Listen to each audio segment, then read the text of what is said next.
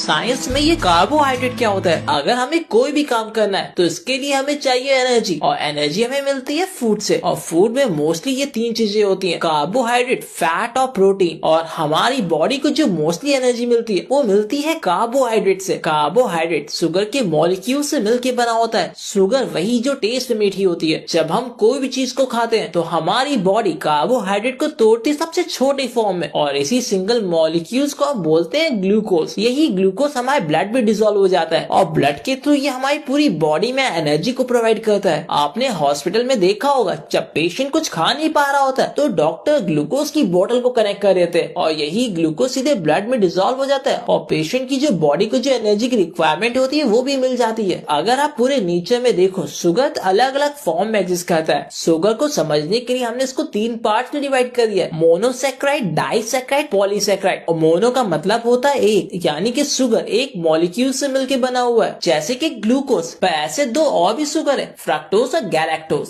और फ्रक्टोज जो है वो मोस्टली फ्रूट से पाया जाता है, तभी तो उसको फ्रूट शुगर भी कहते हैं। गैलेक्टोज जो है वो डेयरी प्रोडक्ट से पाया जाता है, जैसे कि मिल्क। तो ग्लूकोज, फ्रक्टोज और गैलेक्टोज ये तीनों एक सिंगल मॉलिक्यूल शुगर है, तभी इनको हमने रखा मोनोसैकेराइड में। अब डाइसैकेराइड की बारी। तो डाइसैकेराइड यानी कि शुगर के दो मॉलिक्यूल। अगर शुगर का एक मॉलिक्यूल ग्लूकोज है और दूसरा मॉलिक्यूल फ्रक्टोज है तो ऐसे शुगर को हम बोलते हैं सुक्रोज। सुक्रोज यानी कि टेबल शुगर, यानी कि शक्कर या फिर चीनी जो हम खाते हैं। अगर शुगर का एक मॉलिक्यूल ग्लूकोज है और दूसरा मॉलिक्यूल गैलेक्टोज है तो ऐसी शुगर को हम बोलते हैं लैक्टोज। तो लैक्टोज भी मिल्क में ही पाया जाता है। और अगर शुगर का एक मॉलिक्यूल ग्लूकोज है और दूसरा मॉलिक्यूल भी ग्लूकोज ही है तो ऐसे शुगर को हम बोलते हैं माल्टोज। ऐसे शुगर व्हीट या फिर बार्ले में पाया जाता है। अब बात करते हैं पॉलीसैकेराइड की, यानी शुगर के दो से ज्यादा मॉलिक्यूल से मिलकर बना होना, जैसे कि स्टार्च। स्टार्च एक कॉम्प्लेक्स शुगर है, वो ग्लूकोज के कई सारे मॉलिक्यूल से मिलकर बना हुआ है। स्टार्च आपको पोटैटोज या फिर राइस से मिल जाता है। अभी आपने जितने भी शुगर के बारे में सुना, ये सभी शुगर एक फूड में डिफरेंट कॉम्बिनेशन में होते हैं। जैसे कि मेरे पास है ऑरेंज जूस, तो ऑरेंज जूस में जो सुक्रोज होता है वो लगभग 40% होता है, 30% फ्रक्टोज है और 30% ग्लूकोज है। यानी कि ऑरेंज जूस में ये तीनों के कॉम्बिनेशन में। अगर मैं हनी को लेता हूँ, हनी में 50% फ्रक्टोज है, 40% ग्लूकोज है और 10% अदर शुगर है। सिंपल।